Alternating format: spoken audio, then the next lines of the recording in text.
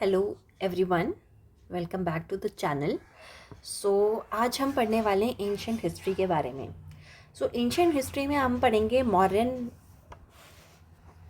मौर्यंस के बारे में, मौर्यन एज के बारे में, and then we will read about age of commerce and then Sangam age and then Gupta age. तो ये जो मोटे मोटे थीम्स हैं वो मैंने आपको बता दिया कि हम ये 4 थीम पे वर्क करेंगे।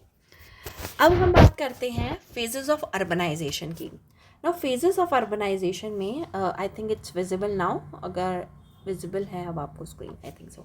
ओके, तो फेजेस हैं अर्बनाइजेशन की। सबसे पहली फेज आई Indus Valley civilization, then second urbanization जिसमें बुद्धिज़्म एंड जैनिज़्म आता है, देन हेट्रोडॉक्स मूवमेंट आए थे, इनके बारे में हम पढ़ेंगे, जिसमें जैनिज़्म, आजीविका सेक्ट, भक्ति मूवमेंट, सूफी मूवमेंट्स आए थे। देन थर्ड अर्बनाइजेशन में राजपूत्स एंड दिल्ली सल्तनत एंड मुगल्स आए थे, इनकी आर्ट एंड लिटरेचर बहुत इंपॉर्टेंट है। देन फोर्थ अर्बनाइजेशन में न्यू दिल्ली एंड बॉम्बे, जो आज के डेट में हम फोर्थ अर्बनाइजेशन देखते हैं वो दिल्ली, बॉम्बे, एंड अब तो फिफ्थ अर्बनाइजेशन की बात हो रही है जिसमें कि we are working upon the AI से हमारा अर्बनाइजेशन आगे हो रहा है, जिसमें समाज, ब्रह्मो समाज और दिस आर्य समाज थिंग्स आई। नाउ सेकेंड अर्बनाइजेशन की पीक कब सबसे ज़्यादा हुई? That is age of commerce. हम कहते हैं एज ऑफ कॉमर्स के बाद जब फायान आए तब अर्बनाइजेशन की पीक थी, and later on it was declined in the Gupta age, and then later on Hiuen Tsang जो कि हर्षा के पीरियड में आए, उसके बाद अर्बनाइजेशन डिक्लाइन हो गया। तो urbanisation started at the age of iron plough, फिर पर्शियंस आए, फिर ग्रीक्स आए, फिर रोमन्स आए, and age of commerce that is Kushan age में it was a highest. Then centralisation का मतलब क्या होता है? सेंट्रलाइजेशन का मतलब क्या होता है? जो स्टेट है उसके पास सारी पावर्स आ जाती हैं, सारी पावर्स आ जाती हैं लोकल अथॉरिटी से, that is centralization. And decentralization इसका अपोजिट होता है, जिसमें जो सेंटर है या फिर जो स्टेट है वो सारी पावर्स जो हैं या फिर पावर एलोकेट कर देता है लोकल्स को या फिर लोकल अथॉरिटीज़ को। So this is centralization, decentralization में डिफरेंस। नाउ इसमें आते हैं सबसे पहले मौर्यंस जो थे, उनकी एज में हाईएस्ट सेंट्रलाइजेशन था, and centralisation was started during the Rig Veda, then later Vedic, and then Nanda. And Nanda के बाद जब हाईएस्ट पीक जब पहुंची दैट वाज अ मौर्यन। तो मौर्यंस के टाइम में सेंट्रलाइजेशन वाज हाईएस्ट, और फिर later on it's for decline in the Kushan, Gupta and Rajput. अगर हम ऋग्वेदा की बात करें, इट वाज सेंट्रलाइज्ड। सेंट्रलाइजेशन हमने देखा ऋग्वेदिक एज में। इलेक्टेड किंग्स इसमें हमने देखे, गोपास जो कि केटल्स रेयरर थे या फिर केटल्स का इनमें काफ़ी योगदान रहा। इन नो फिक्स टैक्सेशन कुछ फिक्स्ड नहीं था, और बेसिकली जो अर्ली वेदा थे, जो अर्ली वैदिक एज थी, इसमें ये लोग कैटल की पूजा करते थे, कैटल को ही सब कुछ समझते थे। जैसे आज के टाइम में हम देखते हैं लैंड जो है इट इज़ अ लैंड और एसेट क्रिएशन हमारा जो है वो इम्पॉर्टेंट पार्ट होता है, बट एट दैट अर्लियर ऋग्वेदिक तब कैटल्स को ये बहुत ज़्यादा मान्यता देते थे। अब बात करते हैं टैक्सेशन की। टैक्सेशन में बलि एक फॉर्म ऑफ टैक्सेशन था जो कि वॉलेंट्री था, एंड आपको पे करना होता था 1/6 आपका जो भी आप प्रोड्यूस कर रहे हो उसका पे करना होता था। एंड इसमें समितिज, विधाताज एंड ये सब एक तरीके की आप कह सकते हैं असेंबलीज थी जिसमें विमेंस कंट्रीब्यूशन करती थी, इवन लोकल पीपल कंट्रीब्यूट करते थे, not only Brahmans and Kshatriyas but Shudra and womens को भी यहाँ पे इंक्लूड किया जाता था ऋग्वेदिक टाइम में। फिर लेटर वैदिक में किंग्स आ गए। ऋग्वेदिक टाइम में देयर वाज नो किंग, कोई हेरिडिटरी नहीं थी, ठीक है, मगर लेटर वैदिक में क्या हुआ, किंग्स आ गए जो कि हेरिडिटरी थे। हेरिडिटरी का मतलब हुआ जैसे आप राजा है तो आपका बच्चा भी राजा बनेगा, फिर उसका बच्चा भी राजा बने, तो like this was a hereditary. Now proper taxes थे उनके टाइम पे, एंड जो विलेज असेंबली थी, जो समितिज़ वगैरह जो हमने ऋग्वेदिक में देखी, वो डिक्लाइन होनी स्टार्ट हो गई थी, क्योंकि यहाँ पे सेंट्रल कंट्रोल ज़्यादा हो गया था, हेरिडिटरी किंग्स आ गए थे, एंड यहाँ पे वॉर बेस पे लड़ाइयाँ होती थी कि वॉर होगा तो आपकी जो ज़मीन थी वो मिल जाएगी हमको। ना महाजनपद पर की बात आती है, यहाँ पे हाई टैक्सेशन था एंड स्टैंडिंग आर्मी थी। महाजनपद आपको मिलेंगे ड्यूरिंग द बुद्धिज्म पीरियड के टाइम में। 16 जनपद हम पढ़ेंगे आगे। 16 जनपद का महत्व यहाँ पे पाया जाता है और उनकी अपनी अपनी कैपिटल्स थी और आपस में एक दूसरे से लड़ते थे या फिर मैट्रिमोनियल अलायंसेस करते थे। नाउ नंदास जो थे वो बेसिकली यहाँ पे उग्रसेन, जो कि एग्रेसिव आर्मी इनके टाइम में आई, नंदास के टाइम में। तो नंदा में आपने धनंजय नंदा का नाम सुनेंगे, जो कि बहुत एग्रेसिव रूलर थे और जिनसे बाद में लड़ाई करके कौन आए, चंद्रगुप्त मौर्य ने लड़ाई करी and succeeded the Mauryan empire. Now Mauryans जो थे वो ब्यूरोक्रेसी में इनकी जो थी बहुत ज़्यादा सिलेक्टेड ब्यूरोक्रेसी थी एंड अपॉइंटमेंट थे इनके यहाँ पे, और यहाँ पे स्पाई सिस्टम हुआ करता था, checks and balances and no zamindari and no landlord. तो क्वेश्चन आ सकता है यूपी प्रीलिम्स में आपसे कि स्पाई सिस्टम सबसे पहले किसकी डायनेस्टी में आया, तो आप क्या बोलेंगे, मौर्यन डायनेस्टी में आया। चेक्स एंड बैलेंसेस क्यों, चेक्स एंड बैलेंसेस का मतलब ये डायरेक्टली रिलेट कर रहा है आपके स्पाई सिस्टम से। आजकल जो क्वेश्चंस आते हैं असर्शन एंड रीजनिंग के, उसमें क्या होता है, वो कह देंगे कि मॉडर्न एम्पायर के पास जो था वो सबसे पहला स्पाई सिस्टम था, ओके असर्शन दे दिया। अब रीज़न क्या था, वहाँ पे बढ़िया बढ़िया चेक्स एंड बैलेंसेस थे, बढ़िया बढ़िया कह दिया मैंने, चेक्स एंड बैलेंसेस थे, ठीक है। तो चेक्स एंड बैलेंसेस का मतलब हो गया कि जो हायर अथॉरिटीज़ थी वो लोअर अथॉरिटीज़ पे लुक ओवर करती थी, और उन लोअर अथॉरिटीज़ पे को लोअर अथॉरिटीज़ भी किसी और अथॉरिटी पर लुक ओवर करती थी। That is a form of a checks and balances. और आज भी हमारे कॉन्स्टिट्यूशन में चेक्स एंड बैलेंसेस का काफ़ी बड़ा प्रावधान मिलता है हमको, ठीक है। नाउ कुशान्स आए after Mauryan empire. Kushans were the another kingdom which was huge and which has create a history, and इनकी जो किंगडम्स हैं उनसे हमको बहुत सारे बुद्धिस्ट मॉन्यूमेंट्स के बारे में हमें पता चलता है। नाउ ये जो थे सेट्रिप सिस्टम लेकर आए। सेट्रिप सिस्टम का मतलब क्या हो गया, सेट्रिप सिस्टम का मतलब हुआ कि सपोज कोई कुशान थे, उन्होंने किसी टेरिटरी को ऑक्यूपाई किया। अब वो टेरिटरी को जब उन्होंने ऑक्यूपाई किया तो उन्होंने वो पूरी टेरिटरी ली नहीं, बल्कि वो टेरिटरी अपने अंदर लेने के बाद भी जो वहाँ का जो किंग था उसको उसी के अंदर कहा कि भैया तुम मेरे सबऑर्डिनेट की तरह काम करो। तो that is a satrap system. It is a type of a, you can say a form of a decentralisation. It is a form of the decentralisation. Now Satavahana ruler आए। सातवाहन हाईली इगैलिटेरियन सोसाइटी थी, no concept of private property, private property का कोई भी role नहीं था इनके में। And land grant सबसे पहले किन्होंने देनी स्टार्ट करी, सातवाहन ने। This is important question, may be asked. Now Gupta age. देखिए ऐसे क्वेश्चन जो है ये आपके यूपी पीसीएस हो गया या किसी भी स्टेट पीसीएस को आप ले सकते हैं, एसएससी सीजीएल, या फिर आप ले सकते हैं एसआई के एग्ज़ाम जितने हो रहे हैं, और यूपीएससी में तो आ ही सकते हैं। तो ये ऐसे टाइप के जो वन लाइनर क्वेश्चंस होते हैं, these are very common in any exam. आप किसी भी एग्ज़ाम में देखोगे वो बहुत कॉमन रहेंगे। ना गुप्ता एज जो थी, ग्रांट ऑफ लैंड इनके टाइम में भी हुआ, मगर सबसे पहला ग्रांट ऑफ लैंड हमने पढ़ा सातवाहन में हुआ। इनके टाइम में भी लैंड ग्रांट पे दिया जाता था। इकोनॉमी इनके टाइम नीचे जाने लगी, ऑल्दो हम गुप्ता एज को गोल्डन एज बोलते हैं, मगर स्टिल इनकी इकोनॉमी नीचे जा रही थी। इसका आप मुझे क्वेश्चन कमेंट बॉक्स में दीजिए कि why their economy was going down even though they are called as a golden economy और द गोल्डन एरा। टैक्सेशन इनके यहाँ कम हो गए थे, less officers, no checks and balances. तो गुप्ता एंड मौर्यन एम्पायर में यही डिफरेंस था।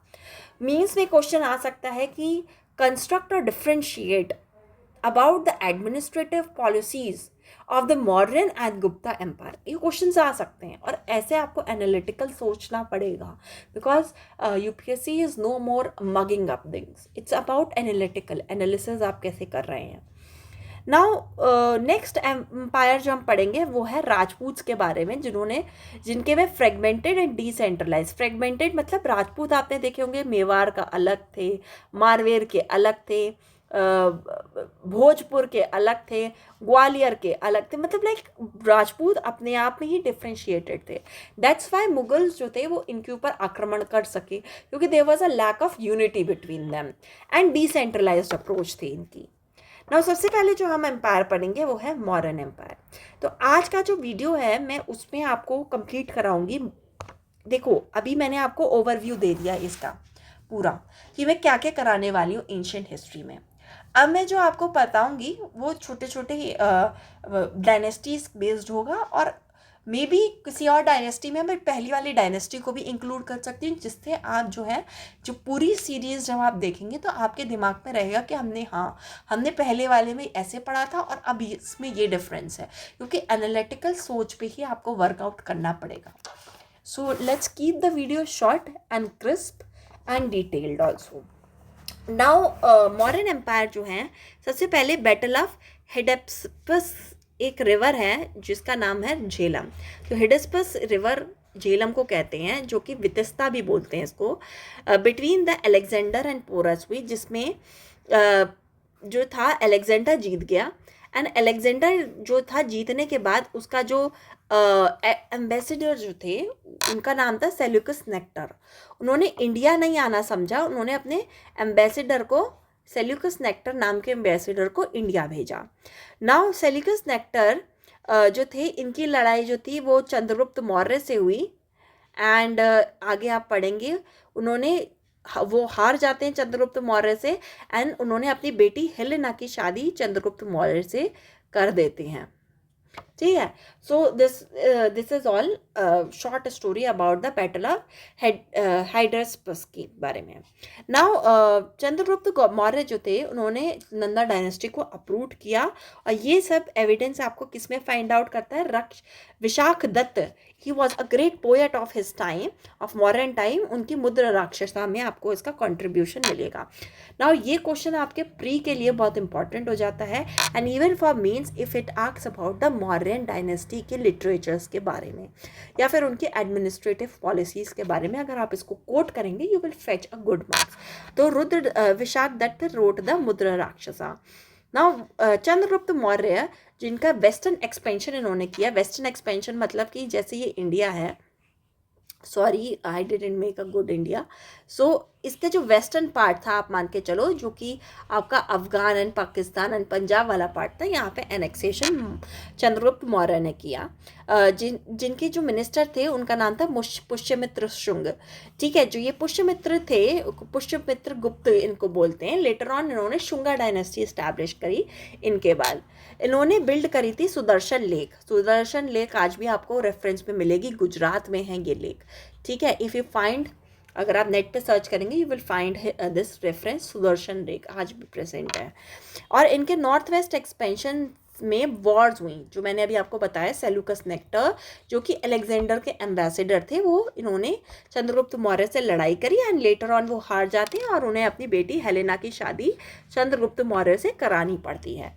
नाउ चंद्रगुप्त मौर्य जो थे वो जैन मॉन्क्स भद्रबाहु से इंस्पायर्ड हो गए, क्योंकि चंद्रगुप्त का ये बोला जाता है कि उनकी पहली बीवी जो थी, जिनसे वो बहुत प्यार करते थे, वो मर जाती हैं। उसके बाद वो अपने राजपाट में ज़्यादा ध्यान नहीं देते और फिर वो मॉन्क बन जाते हैं, जैन मॉन्क।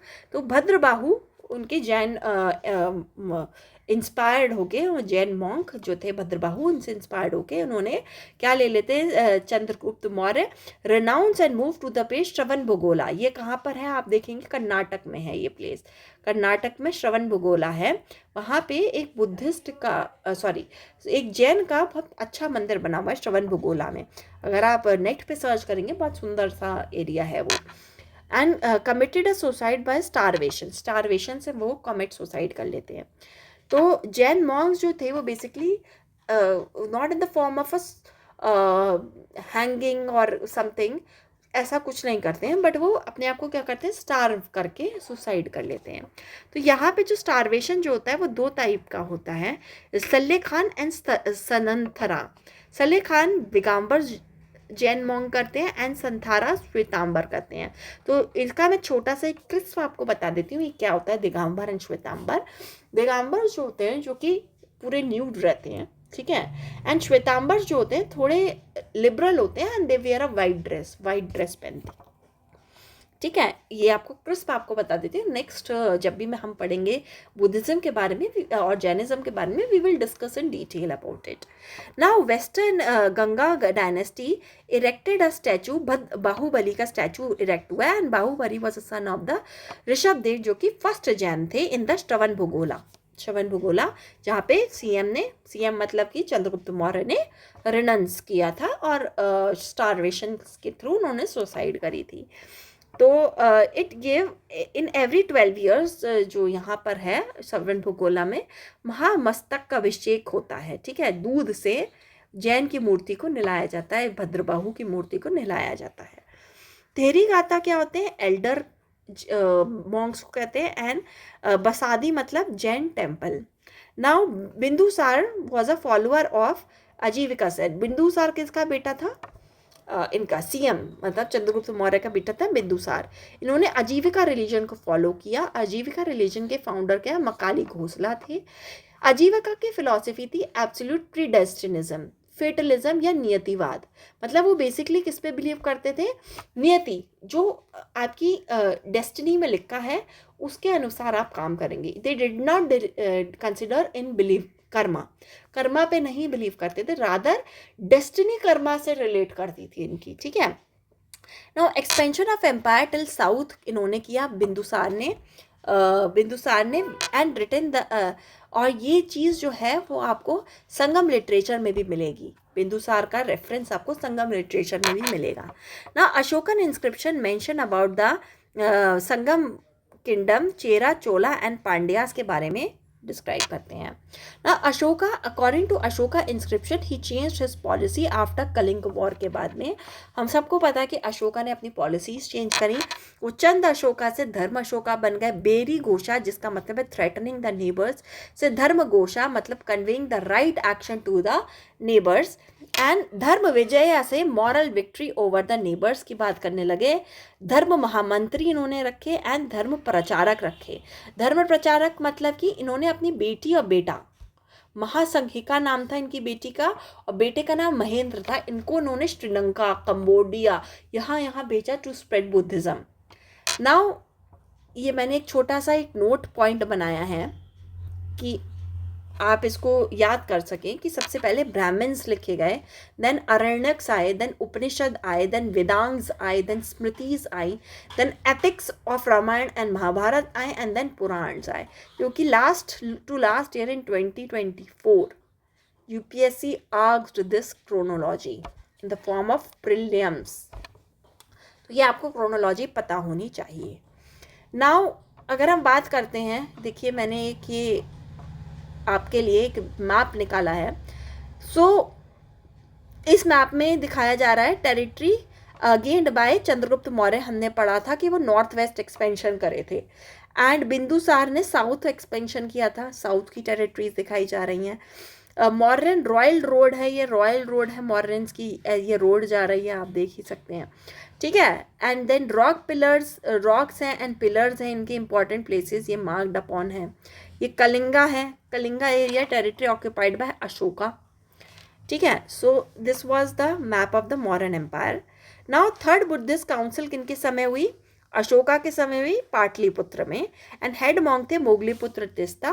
एम क्या था, एंड ऑफ सेक्टोरियल डिवीजन, क्योंकि सेकेंड बुद्धिस्ट काउंसिल में डिवीजन हो गया था हमारा बुद्धिज्म का इन द 2 ब्रांचेस में। तो अब अशोका जो थे वो चाहते थे कि यूनाइट करें, इसलिए इन्होंने धर्म प्रचारक रखे बुद्धिज्म को फैलाने के लिए and compile the Buddhist philosophy. Result क्या था, compilation of Abhidhamma Pitaka and additional put Kathavatthu इन्होंने लिखी जो कि कॉन्ट्रोवर्सीज इन अभिधामा पितिका के बारे में उन्होंने बताई, जो कि मोगलीपुत्र तिस्ता ने लिखी थी, ठीक है। ना 3 पितिकास जो थी, विनय पितिका, सुत पितिका, अभिधामा पितिका। तो Vinaya Pitaka rules of monks and nuns के बारे में है, सुत पितिका टीचिंग्स ऑफ बुद्धा के बारे में थी, अभिधामा Pitaka work of Buddhist philosophy के बारे में थी। फाइन। नाउ अंगुत्तर अम्बुता सूत्र ऑफ दिग्निकाया, दिस इज इम्पॉर्टेंट सूत्र पूछ सकता है आपसे कि ये क्या है, दिग्निकाया क्या है, किसकी रिलेटेड है, तो ये बुद्धिज्म से रिलेटेड है। अंगुत्तर निकाया है एंड कुंदका निकाया है। सो आपको इसमें पीएचडी करने की ज़रूरत नहीं है, आपको बस इनको पढ़ लेना है कि प्री में आ सकता है कि मेंस में लिखने को आ सकता है, तो आपको पता होना चाहिए। दीपवंश महावंश क्या है, लिटरेचर वर्क ऑफ श्रीलंका, ये जो लिटरेचर वर्क है ये श्रीलंका में पाए गए हैं, ठीक है ना। फर्स्ट बुद्धिस्ट काउंसिल अजातशत्रु के समय हुई राजगृह मगधा में, और हेडमोंग महाकश्यप थे इनके। एम क्या था, to preserve the teaching of the Buddha की टीचिंग को प्रिजर्व करना था, and compilation of Sutta Pitaka and Vinaya Pitaka. Second Buddhist council कहाँ हुई, काल अशोका के टाइम पे वैशाली में, एंड इनके हेडमोन थे सभाकमी। इनका एम क्या था, to end the disagreement over the rule of Vinaya Pitaka and split of the Buddhism. हमने ऊपर पढ़ा सेकेंड बुद्धिस्ट काउंसिल में सेक्टोरियलिज्म को खत्म करना चाह रहे थे, जो सेक्टर्स में डिवाइड हो गई थी बुद्धिज्म, अशोका खत्म करना चाह रहे थे, बट वो नहीं हो पाया, आफ्टर अशोका डिक्लाइंड। स्थावर वदन जो कि रिजिड रूल्स को फॉलो करते हैं, एंड महासंघिका जो कि लिबरल रूल को फॉलो करते थे ना। Ashoka donated the 4 caves to Ajivika sect in the Gaya, और इनको हम बाराबर केव्स कहते हैं। दशरथ कौन थे, अशोक का ग्रैंडसन। इन्होंने 3 केव दी to the monk of Ajivika, जिसका नाम था Nagarjuni caves. Under him the empire lost the Deccan territory Nagarjuna, मतलब लेटर ऑन आफ्टर अशोका उनके सक्सेसर्स जो थे बहुत वीक थे, they are unable to control it. Now Samprati Maurya follow the Jainism, and under him regain the territory of Deccan. उन्होंने गेन तो करी but later on it declined. And Brihadratha जो थे assassinated by his military general Pushyamitra Shunga. हमने ऊपर पढ़ा था Pushyamitra Shunga was a minister in the, और you can say the chief minister of the Chandragupta Maurya. उन्होंने ही मौर्यन डायनेस्टी को खत्म कर दिया और later on Shunga dynasty establish करी। नाउ मेगास्थनीज जो थे वो किसके टाइम आए, चंद्रगुप्त मौर्य के टाइम आए। उन्होंने बुक लिखी इंडिका बुक लिखी इन्होंने। नाउ एक 8 फॉर्म्स हैं कि क्या क्या 8 फॉर्म मौर्यंस के टाइम आए, पिलर्स, स्तूपास एंड कॉइन्स। तो these are the important art sculptures of the Mauryans. No Indica में क्या क्या पॉइंट्स लिखे थे कि India is a country of rituals, यहाँ पे ह्यूज पॉपुलेशन है, rich country cause of wealth and agriculture यहाँ पे इम्पॉर्टेंट है। No rigid varna system, no slavery, wooden architecture थे, and various type of cities थी। और यहाँ पे जो यूनिट ऑफ लेंथ थी वो स्टैंडिया थी, एंड यूनिट ऑफ वेट थी टैलेंट। ये आपको याद करना important, it may be asked in pre. Now strong army थी, 7-fold division of Indian society था। Division was not based on varna, मगर आपकी डिवीजन बेस्ड था आपकी एजुकेशन पे, आपका आप क्या काम करती हो उस पर डिवाइडेड थी हमारी इंडिया पहले। नाउ फिलोसोफर्स थे, टॉप ऑफिसर्स थे, जूनियर गवर्नमेंट ऑफिसर थे, सोल्जर्स थे, शॉपकीपर्स थे, फार्मर्स थे, एंड हर्डसन थे। तो 7 folds पे डिवाइडेड थी इंडियन सोसाइटी। कॉइनेज का मतलब है ऋग्वेदा टाइम में निशाख हुआ सा गोल्ड कॉइन, लेटर में कृष्ण नला जो कि सिल्वर, क्योंकि गोल्ड तब महंगा हो गया था, गोल्ड महंगा होने की वजह से सिल्वर पे लोग आ गए, अब फिर जनपद पे कॉपर पे आ गए। तो जैसे जैसे हमारा एरा या फिर हम आगे बढ़ते गए, हमारे जो प्रेशियस स्टोन थे वो कम होते गए, डिक्लाइन होते गए, बिकॉज ऑफ यू कैन से या तो लोग उसको होल्ड कर लेते होंगे, या फिर उसको लोग सोचते होंगे it is a form of asset, तो हम उसको छुपाते हैं और जो लेस वैल्यूएबल चीज़ है उसको बाहर निकालते हैं, ठीक है। तो महाजनपद में कॉपर कॉइन्स थे, पर्ण, कश्यप, मसक और कंकरी, और सिल्वर कॉइन्स जो थे वो पुराण और रुपया बोलते थे, एंड गोल्ड को सुवर्णा बोलते थे। ट्रेडर्स को हम कैसे बोले, पनिक, वनिक, बनिक और बनिया। तो ट्रेडर्स मोस्टली बनियाज होते थे। तो ये जो बनिया का एवोल्यूशन है कैसे हुआ, पनिक, वनिक, बनिक और बनिया। मोड ऑफ कॉइन मेकिंग क्या था, ऋग्वेदिक में पंचमार्क्ड कॉइन थे। मॉर्यंस टाइम के कॉइन क्या थे, पर्ण मतलब सिल्वर, अर्धपर्ण, फिर पद जो कि कॉपर था, फिर अर्धपद और मसक। और मसक कौन सा कॉइन था हमने ऊपर पढ़ा, that was also a copper coin. तो कॉपर कॉइन पे आ गए, सिल्वर से ये डायरेक्ट कॉपर पे जंप हो गए। व्यवहारिका मतलब chief justice of civil court, important है, it may be asked in pre. Vyavaharika chief justice of civil court. Pradeshtha was chief justice of criminal court. तो दीज टू इंपॉर्टेंट हो गए।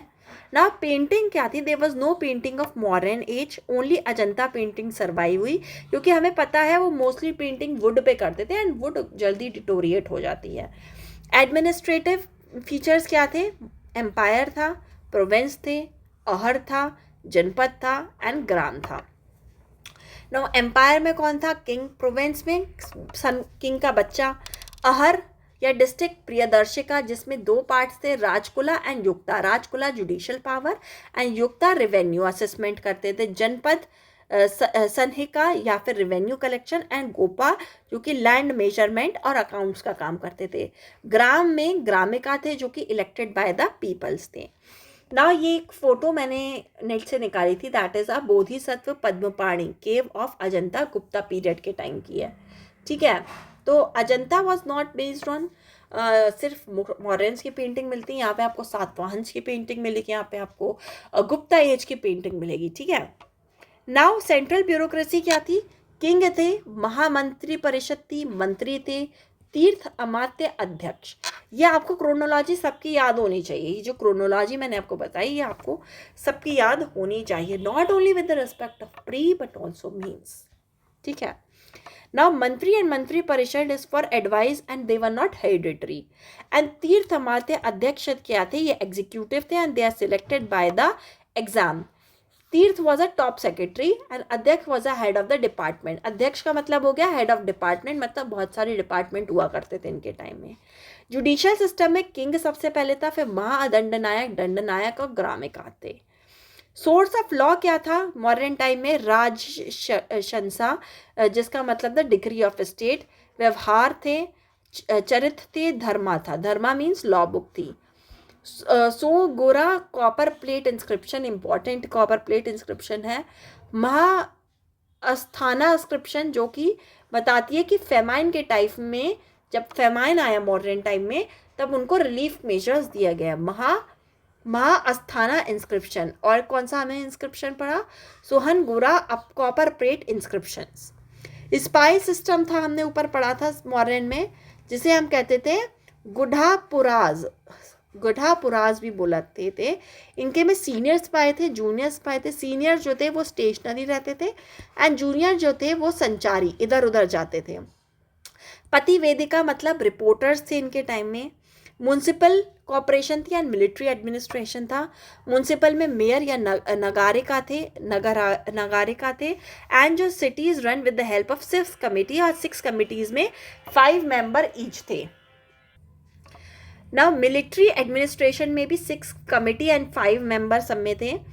एंड मिलिट्री एडमिनिस्ट्रेशन में elephant, cavalry, infantry, chariot, navy, supply and armoury होते थे।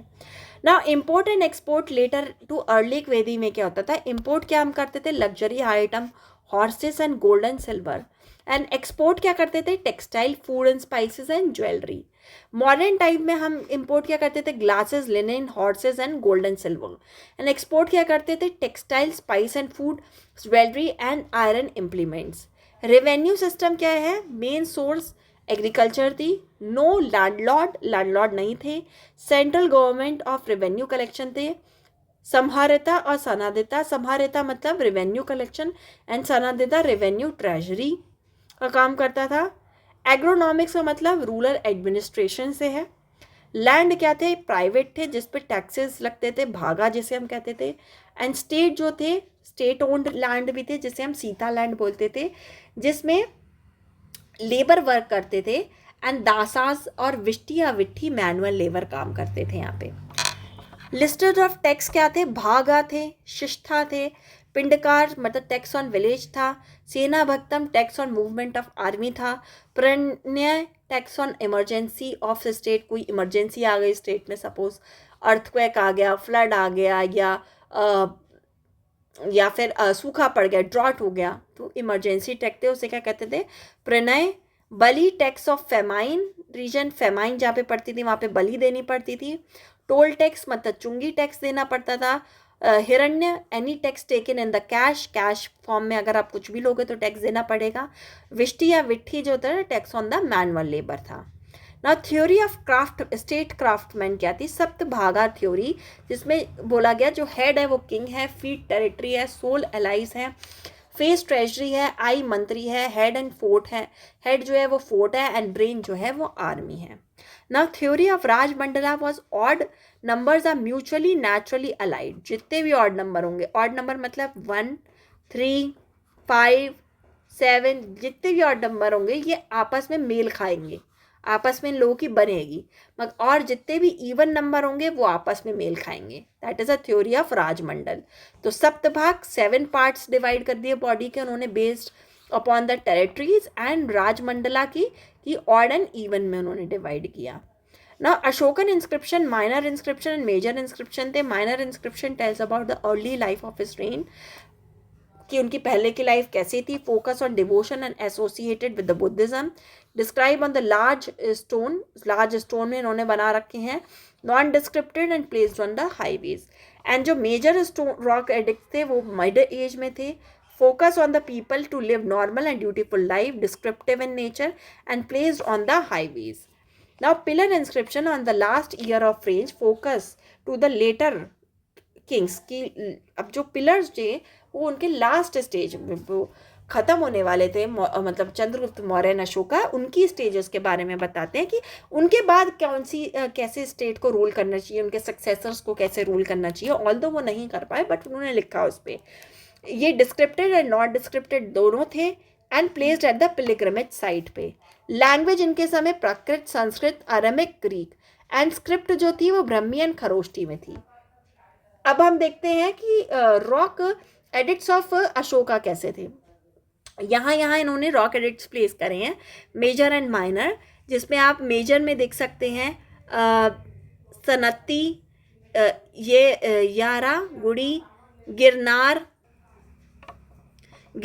सपोरा, कंधारी, शाहबाजगढ़ी, मिनशेरा, कलसी, धौली, जुगाड़ा, ये सब आपके major lock addicts हैं. एंड माइनर बहुत जगह थे और ये आपको एक बार देख लीजिएगा, ठीक है. माइनर एंड मेजर ये मैंने आपको एक साइट से निकाला है, इट्स गुड साइट, आप इसको जाके नेट पे देख सकते हैं, ठीक है. I have to keep it crisp, तो मैं जल्दी इसको कंप्लीट करूँगी क्योंकि ये आपके जो वीडियो है ये आपके उस टाइम के लिए हेल्पफुल है जब आपकी प्रिपरेशन पूरी हो गई और आपको बस रिविजन करना है देख के. नाउ कंटेंट ऑफ इंस्क्रिप्शन क्या थे? Administration ideology, social and moral code, Buddhism as a philosophy की तरफ बात करी उन्होंने. मतलब क्या क्या लिखा गया इंस्क्रिप्शन में वो सब बता रही हूँ मैं आपको. People to develop virtue like tolerance, respect, non sacrifice, moral and spiritual development, and no ritual imposition. कोई भी रिचुअल इम्पोजिशन की बात नहीं करी है.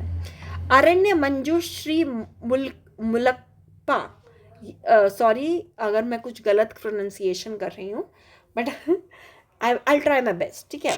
ये महायान एंड वज्रयान बुद्धिज्म के बारे में बात करती है. नाउ लिटरेचर क्या था? ग्रीक कहाँ क्या लिखे? इंडिका जो कि मेगास्थनीज ने लिखी. संस्कृत में कौन से थे? कौटिल्य ने लिखी. अर्थशास्त्र, नीति शास्त्र, चाणक्य नीति बोलते हैं इसको. नीति शतक जिसमें 100 स्टोरीज के बारे में लिखा है. शतक का मतलब होता है 100 स्टोरीज.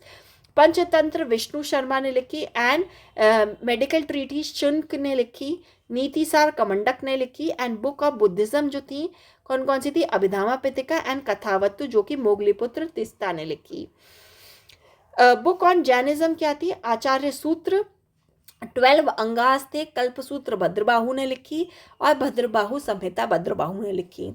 प्रिय षष्टि परा ये किसने लिखी? हेमचंद्र ने लिखी. फर्स्ट जैन काउंसिल क्या थी? प्लेस ऑफ पाटलिपुत्र में हुई. एम इज टू ही compile the Buddhist Jain canons. Result क्या थी? 11 अंगास निकले. आर्किटेक्चर क्या था इनका? केव आर्किटेक्चर था जिसमें बाराबर एंड नागार्जुना केव्स हम पढ़ते हैं. बाराबर किसने बनाई थी? अशोका ने. Nagarjuna cave was given by the Dhritarashtra, ठीक है. इनसाइड वॉल ऑफ केव्स वो polished and gateway was cut in the sharp shape of a door. ऐसे कट था, ठीक है, शेप ऑफ द डोर में कट था और ये जो ऐसे आपको ये फॉर्मेशन दिख रही है, दिस इज हम कहते हैं फेकेड आर्क. लोमस ऋषि केव, चैत्य केव थी, Barabar cave belong to the Ajivika and famous for facade arch and chaitya arch भी बोलते हैं. Stupa was build upon the relic of the Buddhist monk and inspired by megalithic burial से इंस्पायर्ड था एंड डेथ बबल से inspired था. तो अभी आप देख सकते हैं ये चैत्या, जिसमें छत्रास, यष्टि, हर्मिकास एंड डबल स्ट्रीटवेज, साउथ तोरन, स्टोन फेंस, ईस्ट तोरन, स्तूपा का डोम आपको ये देखने को मिल रहा था, upper walking ambulatory passage and west torana आपको देखने को मिलेगा. फिर आते हैं केसरिया स्तूपा जो कि वैशाली में है, पिरामिडल शेप में है एंड टॉलेस्ट स्तूपा है. धमिका स्तूपा सारनाथ में सिलेंड्रिकल शेप में है, यह है धमिका स्तूपा. फोटो देख सकते हैं आप, सिलेंड्रिकल शेप में है. चौकुंटी स्तूपा सारनाथ में ऑक्टागनल शेप में है. साउथ ईस्ट एशिया में बेल शेप्ड और पगोड़ा शेप स्तूपास थे एंड सांची स्तूपा हेमिस्फेरल शेप में है जो कि रायसेन एमपी में है. ये एक मैंने अपने हैंड ड्रॉन इमेज आपको बता रखी है कि कैसे आप ड्रॉ कर सकते हैं एग्ज़ाम में, जिसमें आप अंडा आकार का आपका क्या है, अंडा आकार जो ये है ये क्या रिप्रेजेंट कर रहा है, डेथ को, जो कि स्टोन ब्रिक से बना है. यष्टि जो है इट इज़ अ फिर आती है हर्मिका. हर्मिका लाइफ को शो करती है. फिर आती है यष्टि. यष्टि क्या करती है, connect the life to another. और फिर छत्र, ये जो तीन पार्ट हैं ये छत्र है जो रिप्रेजेंट करते हैं त्रिरत्ना ऑफ बुद्धा या बुद्धिस्ट टीचिंग, संघा एंड धर्मा को. Yellow white sandstone was used in upper railing and lower railing gateway was added later by Shungas ने उसको और इलेबोरेट कर दिया. विहारास क्या थे, जहाँ पे वो रुकते थे, ये this was not an architectural site. धर्म स्तंभ जो थे, जो कि अशोकन पिलर थे, वो इंस्पायर्ड था पर्शियन पिलर ऑफ डेरेकस से. यक्ष एंड यक्षिणी फीचर्स क्या थी, heavy body, happy face, shiny and पॉलिशेड.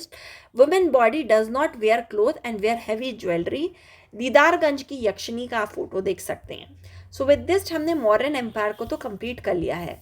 Next हम पढ़ेंगे शुंगा डायनेस्टी के बारे में, जो कि हम नेक्स्ट वीडियो में पढ़ेंगे.